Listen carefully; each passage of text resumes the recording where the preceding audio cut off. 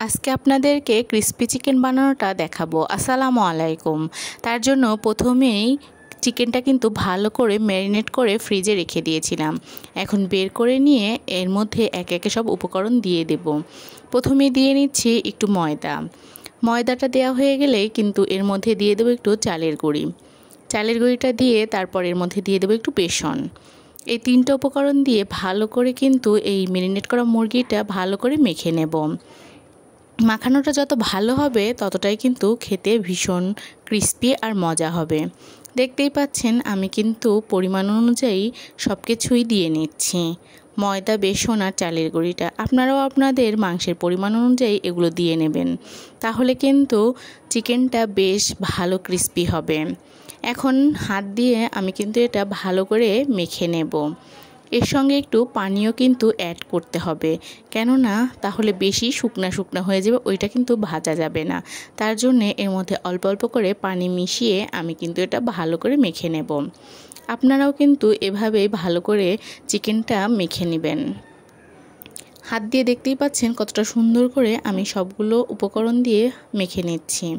এতে করে চিকেনটা কিন্তু বেশ ভালো লাগে খেতে। এখন আমার কিন্তু চিকেনটা ভালো করে ম্যারিনেট করা হয়ে গেছে। এখন একটু রেস্টে রেখে দিয়ে আমি কিন্তু এখন চুলায় প্যানটা দিয়ে এখন এর মধ্যে একটু সয়াবিন তেল দিয়ে দেব। তেলের পরিমাণটা কিন্তু এখানে বেশি দিতে হবে, কেননা এই ক্রিস্পি চিকেন ভাজার জন্য তেলটা কিন্তু একটু বেশি লাগে। অল্প তেলে ভাজলে অত বেশি একটা ক্রিস্পি হয় না, তার জন্য একটু ডুবা তেলের মধ্যে ভাজলে ক্রিস্পি চিকেনটা বেশি ভালো হয়। আপনারাও চেষ্টা করবেন ডুবা তেলের মধ্যে ক্রিস্পি চিকেনটা ফ্রাই করার। এখন আমি একে একে ওই গরম তেলের মধ্যে চিকেনগুলা কিন্তু দিয়ে দিচ্ছি। তেলের ভালো করে গরম হলে তারপরে কিন্তু চিকেনের পিসগুলো ছাড়বেন। খুব বেশি গরম করা যাবে না, এটা কিন্তু আপনাদের হালকা মিডিয়াম আঁচে রাখতে হবে। এতে করে ধীরে ধীরে কিন্তু ভেতর থেকে চিকেনটা বেশ ক্রিস্পি হবে। আর যদি এটা হাই হিটে ভাজা যায় তাহলে কিন্তু খুব বেশি একটা ক্রিস্পি হয় না। সেই জন্যই আমি এখানে কিন্তু মিডিয়াম হিটেই ভেজে নেব এই ক্রিস্পি চিকেনটা। দেখতেই পাচ্ছেন এক এক করে কিন্তু সবগুলো পিসই আমার প্রায় দেয়া হয়ে যাচ্ছে।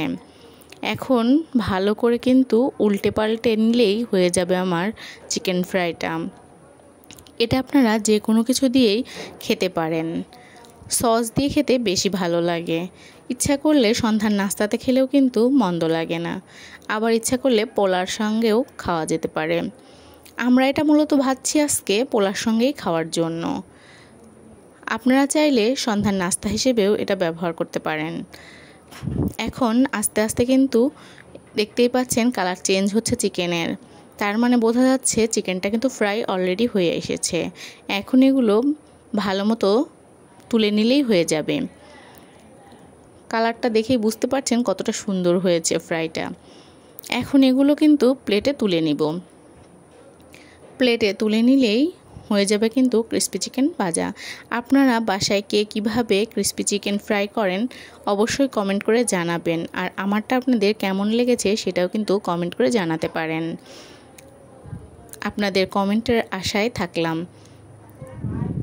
দেখতেই পাচ্ছেন এখন কিন্তু আমি প্লেটে চিকেনের পিসগুলা তুলে নিচ্ছি।